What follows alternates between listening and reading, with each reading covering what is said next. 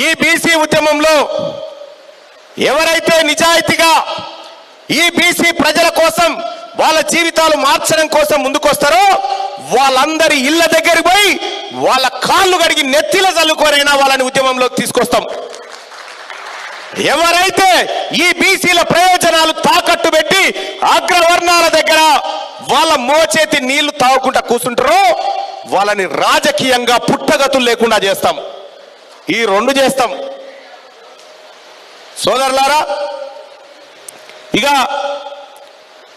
BC మహిళలు ఇప్పటిదాకా సోదరు చెప్పిండ్రు, అక్క చెప్పిందే ఏమని, మహిళలకు రిజర్వేషన్ బిల్లు పెట్టిరు. మరి మహిళలకు రిజర్వేషన్ బిల్లు అయితే మన మహిళలు ఉన్నారా అన్న? బీసీ మహిళలు ఉన్నారా? లేరు. మరి బీసీలకు రిజర్వేషన్ లేదా? అక్క చెప్పింది కరెక్టే. ఈ వేదిక నుంచి డిమాండ్ చేస్తా ఉన్నాం, 2026లో రాబోతున్నటువంటి మహిళా రిజర్వేషన్ బిల్ ఏదైతే చట్టసభల్లో ఉందో దాంట్లో బీసీల వాటా బీసీలకు తేల్చాల్సిందే, బీసీ ఆడబిడ్డలకు కూడా అందులో వాటా దక్కాల్సిందే అని చెప్పి ఈ సందర్భంగా డిమాండ్ చేస్తా ఉన్నాం. అలాగే